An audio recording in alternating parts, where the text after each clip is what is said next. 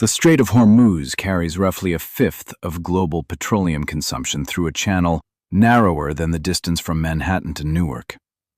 At its tightest point, between Oman's Musandam Peninsula and the Iranian coast near Bandar Abbas, the navigable shipping lanes shrink to 2 miles inbound and 2 miles outbound, separated by a 2-mile buffer. Everything else is Iranian territorial water, Iranian radar coverage, and Iranian small boat range. That geography is the whole story. It's why the U.S. Fifth Fleet, headquartered in Manama, Bahrain, keeps a persistent surface presence in the Gulf of Oman and the strait itself. And it's why, in the spring of 2026, that presence hardened into something the Pentagon stopped short of calling a blockade, but which functioned as one.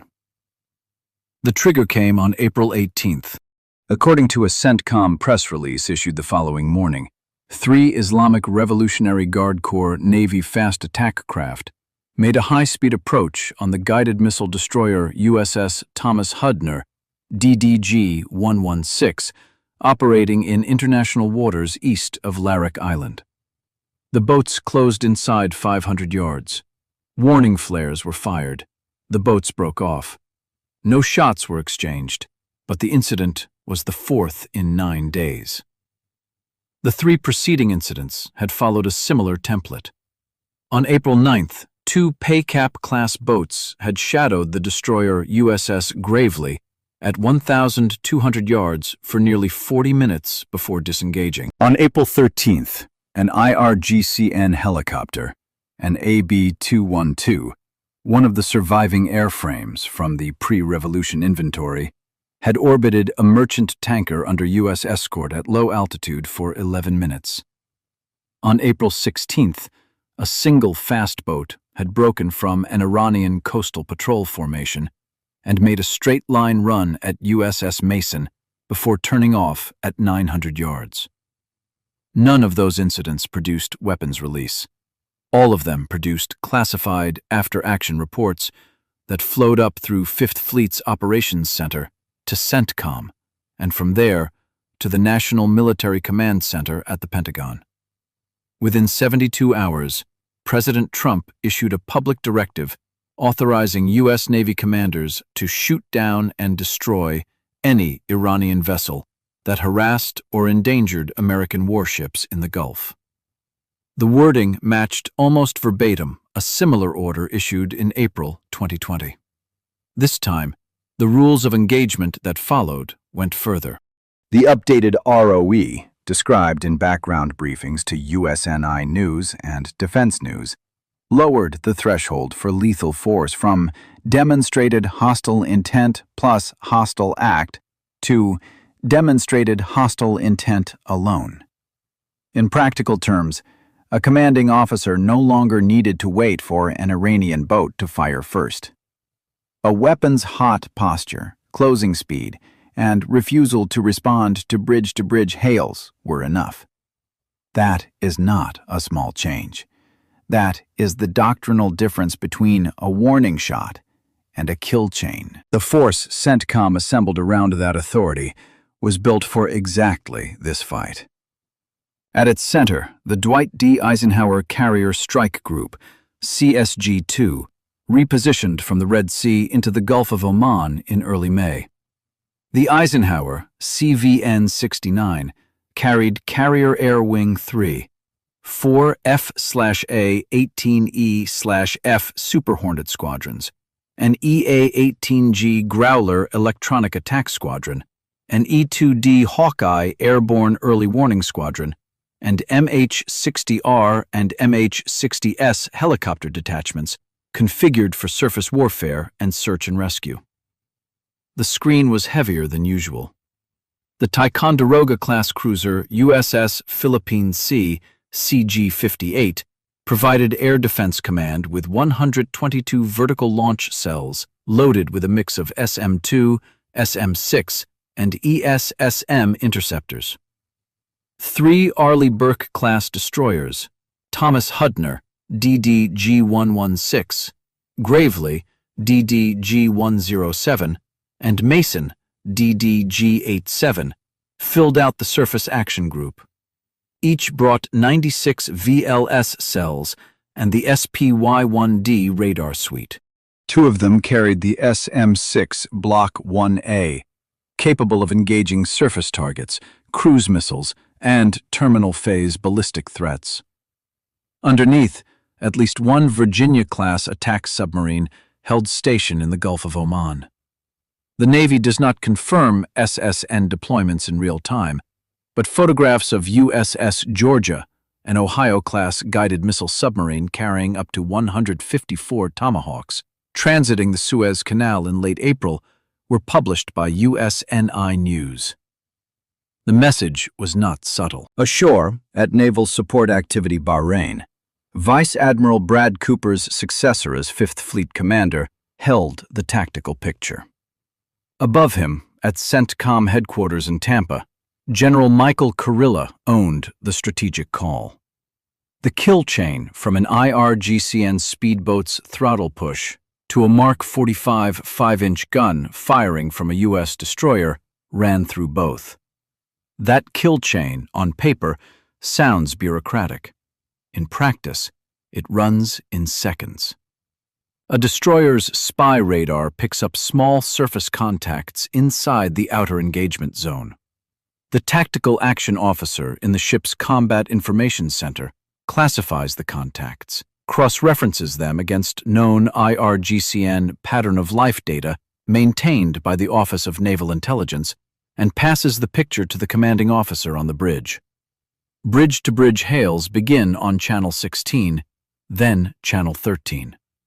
If the contacts continue closing, the ship's linguist, often a Farsi-qualified petty officer, sometimes a contractor, repeats the warnings in the target's own language. Flares are fired from handheld launchers on the bridge wings.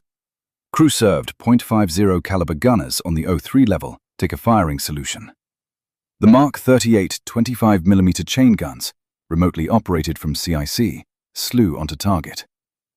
All of this can happen inside 4 minutes, sometimes less. The operation unfolded across roughly 6 weeks, from late April into early June. The pattern was consistent. Iranian fast attack craft, Paykop class, Ashura class, and the smaller Bog Hammer derivative boats operated by the IRGCN out of Bandar Abbas and Keshem Island would sortie in packs of 3 to 8. They ran at speeds between 35 and 60 knots. Some carried 107mm rocket pods. Some carried Kausar or Nasr anti-ship missiles bolted to improvised mounts. Most carried heavy machine guns and volunteers. Think about what that means. A 15,000-ton Aegis destroyer built to intercept ballistic missiles from orbit, facing a fiberglass speedboat with a Toyota engine and a man holding a rocket launcher. Asymmetric warfare is not a metaphor here. It is the daily operational reality of the Fifth Fleet. The first confirmed engagement under the new ROE occurred on May 3rd. According to CENTCOM's summary, USS Gravely engaged 2 IRGCN fast boats that closed inside 800 yards while ignoring bridge-to-bridge warnings, flare signals, and warning bursts from the ship's crew-served weapons. The destroyer's Mark 38 25mm chain guns opened up. Both boats were disabled.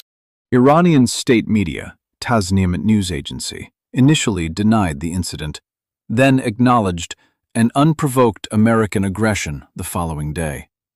No Iranian casualties were officially announced by either side. 3 more engagements followed in the next 18 days. Each was reported through CENTCOM's Public Affairs Office within 24 hours. Each followed the same escalation ladder: hails, flares, warning shots, disabling fire. In none of the confirmed incidents did an Iranian boat fire first. In all of them, the American commander judged that closing speed plus weapons posture crossed the hostile intent threshold. The May 11th engagement was the closest thing to a shooting match in the whole sequence. 5 IRGCN boats, a mix of Paykop II and modified Bog Hammers, approached USS Thomas Hudner from two vectors at once, one pack from the north out of Kesham Island, one from the east out of Larak. The split-axis approach suggested coordination rather than a spontaneous harassment run. Hudner engaged both packs. Two boats were disabled with chain gun fire. One took a hit from a rotary wing intercept, and MH-60R from the Eisenhower-launched Hellfire in a support role. The remaining two broke contact and returned to Iranian territorial waters. Rear Admiral Mark Miguez, commander of CSG-2, briefed the incident to reporters via video link from the Eisenhower 48 hours later. His language was measured. The photographs released alongside the briefing were not. The obvious question is what the strategic logic was. Why keep sending small boats against Aegis destroyers when the outcome is predetermined? According to analysts at the Center for Strategic and International Studies and testimony from Rear Admiral Mark Montgomery before the Senate Armed Services Committee, the IRGCN's mission is not to win a fleet action. It is to show that the strait can be contested at any moment, at low cost, with plausible deniability. Every intercept forces the US to burn ammunition, sailor hours, and diplomatic capital. Every intercept keeps insurance premiums on Gulf tanker traffic elevated. Every intercept feeds the domestic Iranian narrative that the Revolutionary Guard is holding the line against American power. That is the real currency here, not sunken hulls. Attention. The Iranian order of battle in the Strait, as documented by the Office of Naval Intelligence's public assessments and the International Institute for Strategic Studies' military balance, includes approximately 100 IRGCN fast attack craft, 3 Kilo-class conventional submarines based at Bandar Abbas, roughly 20 midget submarines of the Ghadir class, and a shore-based anti-ship cruise missile network built around the Ghadir, Noor, and Qadr systems. Range on the newer variants extends past 200 kilometers, enough to cover the entire strait. The Islamic Republic of Iran Navy, separate from the IRGCN, operates the surface combatants, the Jamiran-class frigates, and the older Alvand class. These vessels generally stayed clear of the American task force. It was the Revolutionary Guard's boats, operating under a separate chain of command reporting to the supreme leader, rather than the Iranian regular military, that ran the harassment campaign. That command split matters. It means Tehran can, if it chooses, disavow any specific incident as the action of a local commander. It also means the regular Iranian Navy stays intact, even if the IRGCN loses hulls. The system is designed to absorb losses without triggering a broader war. By late May, the Fifth Fleet's operational tempo had reshaped the strait. Merchant traffic through Hormuz continued. The Joint Maritime Information Center in Bahrain reported no significant volume drop through the period, but shipping companies routed vessels closer to the Omani side of the traffic separation scheme. Convoys were arranged for U.S.-flagged and Allied tankers. 2 Royal Navy Type 23 frigates joined the American surface group under Operation Kipion. A French Aquitaine-class frigate participated in escorts. Combined Task Force 153, the multinational Red Sea Security Force, extended coordination into the Gulf of Oman. The insurance markets tracked all of this in real time. Lloyd's of London's Joint War Committee had listed the Persian Gulf as a listed area since 2019, but war risk premiums on VLCC transits through Hormuz roughly doubled between mid-April and late May, according to reporting in Tradewinds and Lloyd's List. For a 2 million barrel tanker moving Saudi or Emirati crude to East Asian refiners, that translated to additional per-voyage costs in the range of $150,000 to $400,000, depending on flag, cargo, and underwriter. Some of that cost was absorbed by charterers, Some was passed to refiners. Some eventually showed up at pumps in Osaka, Rotterdam, and Los Angeles. The strait remained open. It was not free. It was a bad call by Tehran, but it may have been the only call they had left. Iran's leverage in the strait comes from the perception that it can close it. The moment American ROE shifted from reactive to preemptive, that leverage started eroding in real time. Every intercepted boat, every published CENTCOM press release, every hour of unmolested tanker traffic chipped at the deterrent value of the IRGCN's fleet.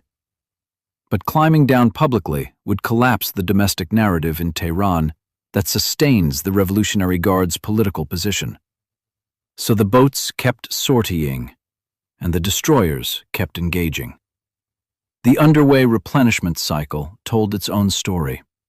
The fleet oilers USNS Bighorn, TAO 198, and USNS Laramie, TAO 203, operating out of Jebel Ali, ran continuous UNREP schedules with the Eisenhower Strike Group. Combat Logistics Force ships delivered fuel, ordnance, and provisions on a rotating basis that kept the carrier and its escorts on station without transiting back to port. The cost of sustained operations for a Nimitz-class carrier strike group, according to Congressional Research Service estimates, runs approximately $6.5 million per day. Multiply across the deployment, the math becomes real. There was a human cost inside that math that does not show up on a budget line. Sailors on the destroyers stood port and starboard watches, 6 on, 6 off, for weeks at a stretch. General quarters drills ran nightly. The gun crews on the bridge wings and the O3 level stood their watches in body armor and float coats in Gulf temperatures that reached 110 degrees Fahrenheit by early June. The average age of a .50 caliber gunner on one of those destroyers is 22. The average age of a tactical action officer in the CIC is 31. The people making the actual shoot/don't shoot calls in the seconds between contact detection and weapons release are, by any historical standard, extraordinarily young to be holding that authority. They held it well. That is not an accident. It is the product of a training pipeline, Surface Warfare Officers School in Newport, the Aegis Training Center in Dahlgren, the workups at Naval Station Norfolk, that spends years preparing junior officers for exactly the moment when 3 minutes of decision-making determines whether an incident becomes a war. As of early July 2026, the Strait looks different than it did in March. The rules of engagement have not been rescinded. The Eisenhower Strike Group has been relieved by the Gerald R. Ford Strike Group, CVN 78, which arrived in the 5th Fleet AOR on June 24th. The Ford carries the same air wing structure with the addition of F-35C Lightning IIs from VFA 97, giving the Strike Group 5th-generation strike capability inside the Gulf for the first time. Iranian harassment runs have decreased in frequency by roughly 60%, according to the same CENTCOM public affairs office that documented the surge. Whether that reflects Iranian recalibration, IRGCN attrition, or a seasonal pattern in Gulf operations remains an open question at Naval Intelligence. Back to 0347 local. The destroyer holding formation off Bandar Abbas at the start of this story was USS Mason, DDG-87. The 4 heat blooms crossing the horizon that morning turned away at 8,000 yards after receiving a bridge-to-bridge warning in Farsi from the ship's linguist. No shots were fired. The engagement never made a press release because there was no engagement to report. Just a warship holding station in a strait that the United States Navy has decided will remain open. One intercept, one flare, one warning shot at a time. That is what freedom of navigation actually costs, not a slogan. A destroyer on station at 3 in the morning with weapons free and orders rewritten less than 90 days before. The strait is still open. The fleet is still there. And the next boat that closes inside 800 yards will find that the rules have not changed back.